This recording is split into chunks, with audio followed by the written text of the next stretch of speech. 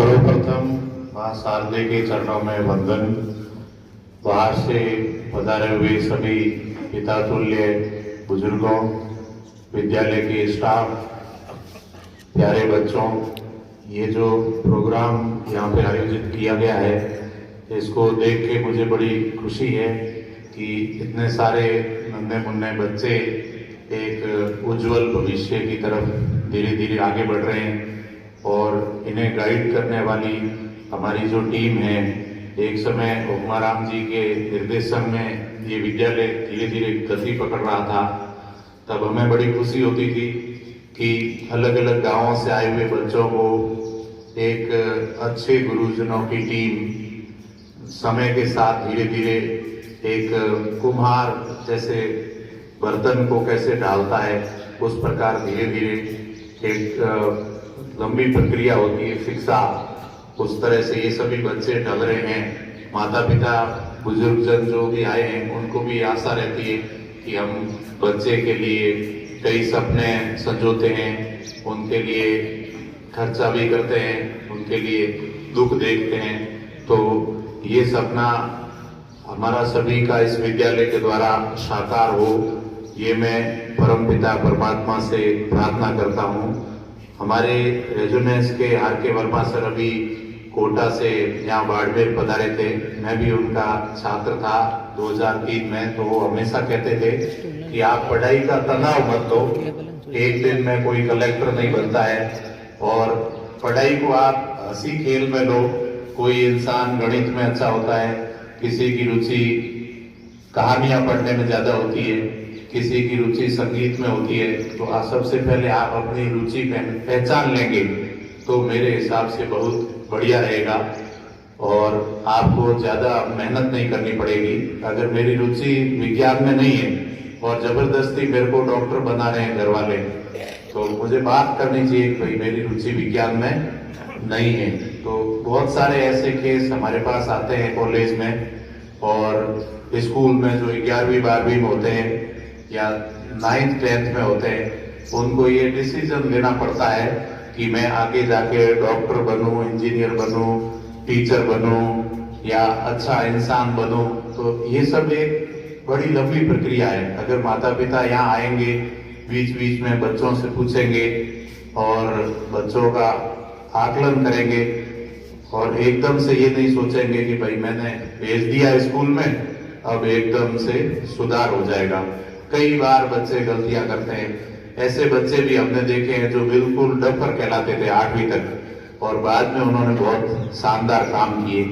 तो हम बच्चों को ज्यादा से ज्यादा मोटिवेट रखेंगे, ज्यादा से ज्यादा उन बच्चों पे हम धीरे धीरे प्रक्रिया के तहत काम करेंगे तो वो काम बहुत अच्छा होता है। मैंने भी कॉलेज से पहले 6 साल सरकारी स्कूलों में पढ़ाया है, बहुत सारे बच्चों से संपर्क में आया हूँ। तो आप शिक्षा की प्रक्रिया को हमेशा एक सरल प्रक्रिया बना के रखें तो इसमें ज्यादा फायदा रहेगा। जैसे हमारे वर्मा सर रेजोनेंस में पढ़ाते पढ़ाते गीत गाने लग जाते थे और खूब हंसाते थे, फिर पढ़ाते थे, फिर गीत गाने लग जाते थे, फिर पढ़ाते थे। तो ऐसा टीचर हमने देखा नहीं था। टीचर का मतलब ये होता था कि खूंखार हो, डर लगना चाहिए, है ना भाई। गुरुजी आ जाए तो बच्चे पहले तो छुप जाते थे, इतना डर होता था, आतंक होता था कि डर के बिना सुधरेगा नहीं। लेकिन आजकल मामला उल्टा है। गुरु जो होते हैं वो हमारे अच्छे मित्र होते हैं, कहीं भी खड़े हो उनको कुछ पूछो। अनुशासन के नाम पे थोड़ी सख्ताई होती है कि भाई आपको लाइन में बैठना पड़ेगा, पर बाकी जितने भी सब्जेक्ट है और जितनी भी पढ़ाई है, आप ज्यादा दबाव लोगे तो फिर आपको याद कम होगा। मैंने भी जसवंतपुरा नवोदय विद्यालय से 10वीं की थी और उसके बाद एक बार पढ़ाई का थोड़ा दबाव आ गया, तो बाद में हमारे गुरुजनों ने कहा कि आप दबाव कम लें और उसके बाद में फर्स्ट ग्रेड की परीक्षा में चयनित हुआ और फिर कॉलेज प्रोफेसर में पूरे राजस्थान में दूसरा स्थान आया था। तो मुझे बहुत जगह पत्रकारों ने इंटरव्यू दिए, बहुत सारी चीजें अखबारों में छपी। मैंने सबको यही कहा कि मुझे अगर इतिहास पढ़ना है तो पहले मैं यूं सोचूंगा कि मैं खुद एक इतिहासकार हूँ, किले, हवेली, मंदिर त्योहार इसमें मेरी रुचि होनी चाहिए। यूं नहीं कि बस मेरे को कह दिया ये विषय पढ़ना है। अगर मुझे भूगोल पढ़ना है तो नदी नाले पर्वत जंगल इस सब में मेरी खुद की रुचि होनी चाहिए, और मेरी रुचि जागृत हो गई तो आधा काम हो गया। अब आप इतने बैठे हो, मेरी बात सुनने में रुचि नहीं है, देखो आधे उधर देख रहे हैं, भाई आपकी रुचि नहीं है तो वो काम आपसे होगा नहीं। तो कहते हैं कि बिन मांगिया मोती मिले और मांगिया मिले न भीख, तो बिना मांगे भी मोती मिल जाते हैं।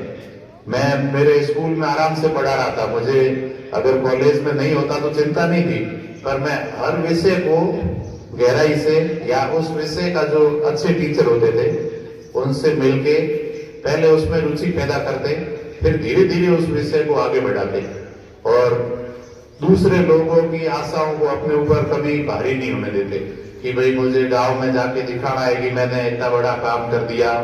ऐसी भावना नहीं हो, आपकी भावना सीखने की और सिखाने की भावना बहुत निर्मल भावना होती है, और धीरे धीरे आप देखोगे कि आपके प्रश्न गलत नहीं होते, आपको याद ज्यादा रहता है, और आप दबाव में पढ़ोगे तो परीक्षा के दिन जाके भूल जाओगे। पूरा याद था, अंदर गए मेरे तो पता नहीं दिमाग कहाँ था।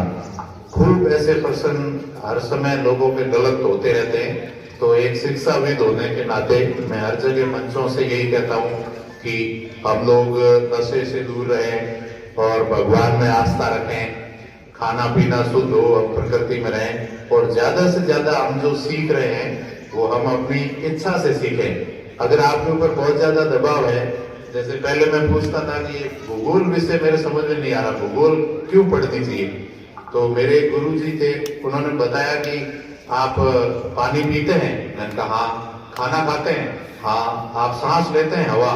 तो भूगोल के अंदर आप मिट्टी के बारे में, हवा के बारे में, पानी के बारे में, फसलों के बारे में पढ़ोगे, तो ये पढ़ना तो बहुत जरूरी है ना। यहाँ गांव के बुजुर्ग लोग बैठे हैं, तो खेती बाड़ी, पानी, हवा, इसके बारे में, फसल, इसके बारे में सबको पता होता है, अनपढ़ को पता होता है। तो यही चीजें अगर हम समझेंगे तो हमें ये ज्यादा समझ में आएगी, और आपको बिना तनाव के अच्छी पढ़ाई होगी। अपने माता पिता भी सोचेंगे कि बच्चे ने अच्छा पढ़ाई की। एक कहावत है कि जिन खोजा तिन पाया गहरे पानी पेट, जिन खोजा तिन पाया गहरे पानी पेट, मैं बावरी डूबन डरी रही किनारे बैठ। मतलब जिसने खोजा उसने पाया, और जो बैठा रह गया वो बैठा ही रह गया। तो आप सभी में बहुत ऊर्जा है। आपके जितने शिक्षक हैं उनमें आधे लोगों को मैं व्यक्तिगत जानता हूँ, मेरे अच्छे मित्र हैं। श्रवण जी मेरे गांव के ही हैं, बिल्कुल पड़ोसी, और इन सब लोगों की टीम जो है वो हर समय एक्टिव रहती है। ये घर पे भी बैठे रहते हैं, तो ये सोचते हैं कि कल जाके हमें बच्चों को ये पाठ पढ़ाना है, और जो पहले पढ़ाया है उसको पूछना है। तो आप सभी लोग जितना फायदा इस विद्यालय से लेंगे, तो मुझे आशा ही नहीं अपितु पूर्ण विश्वास है कि इस विद्यालय से IAS, RAS, college professor, teacher, doctor, अच्छे अच्छे पदों पे लोग जाएंगे, और आप इस सपने को साकार करेंगे। करेंगे क्या? आप इस सपने को साकार करेंगे? बहुत बढ़िया, शाबाश। इसी तरह आगे बढ़ते रहेंगे। अब ये ताली इसलिए बजा रहे हैं कि भाषण बहुत हो गया। भाषण अच्छे लगते हैं, भाषण सुनना। तो एक राजस्थानी में लाइन है कि हंसा बिरद संभाल ले, चुगे तो मोती चुग। पुराने लोगों की ये कहावतें हैं, ऐसी आपको हिंदी में, अंग्रेजी में, कोई भाषा में नहीं मिलेगी। मैं बताऊं, गांव के बड़े बुजुर्ग यहाँ बैठे हैं कि हंसा बिरद संभाल ले, चुगे तो मोती चुग, नीतर करना लंगड़ा जीणों किते जुग। आप सभी लोग मानव जन्म लिया है तो आप हंस हैं, और हंस जो है वो अपनी इज्जत को संभाल के रखता है, और मोती ही चुगता है, मतलब वो अच्छे कार्य ही करता है। इसलिए कहा है कि हंसा बिरद संभाल ले, चुगे तो मोती चुग, नीतर करना लंगड़ा जीणों किते जुग। आपको इस दुनिया में 1000 वर्ष नहीं जीना है, 500 साल नहीं जीना है, छोटा सा मानव जीवन है। तो इस जीवन को आप सफल कर लें और हंस की तरह जिए। तो हंस की तरह जियोगे, कांगले की तरह? बताओ, हंस की तरह जियोगे? तो हंस जो होता है वो केवल अच्छे काम करता है। केवल अच्छे काम में ही रुचि लगता है। सामने गुटखा पड़ा है, बीड़ी पड़ी है, दारू पड़ा है और दूध पड़ा है, तो क्या पिएगा वो बताओ? और दूसरी चीज को क्या कर देगा? फेंक देगा। लेकिन दूध की दुकान पे तो कोई जाता ही नहीं है, शराब की दुकान पे तो भीड़ लगी रहती है। क्यों जाते हैं लोग? क्योंकि हंस वाली ओड़ी कहीं होना ही को बचपन में मुझे भी नहीं सुनाई दी। तो इसलिए मेरी ये आशा है और आपके माता पिता गुरुजनों की आशा है कि आप एक ऐसा बेहतर जीवन जिए, तभी हम सबके सपने साकार होंगे। सादा जीवन, उच्च विचार रखें और बनावट के चक्कर में, दिखावे के चक्कर में आजकल कई परिवार बर्बाद होते हैं, शादियों में खर्चे ज्यादा होते हैं। इसलिए आप पढ़ाई को ही सबसे पहले माने। और अंत में आप सभी ने मुझे ये मंच दिया, आप सब ने यहाँ बोलने का मौका दिया, इतने आदर और प्रेम से यहाँ बुलाया, इसके लिए मैं हृदय की अतल गहराइयों से विद्यालय परिवार का, आप सभी गांव के लोगों का, सभी का बहुत बहुत आभारी हूँ। आगे भी आपके कोई कार्य, कोई सेवा के लिए हाजिर रहूंगा। धन्यवाद।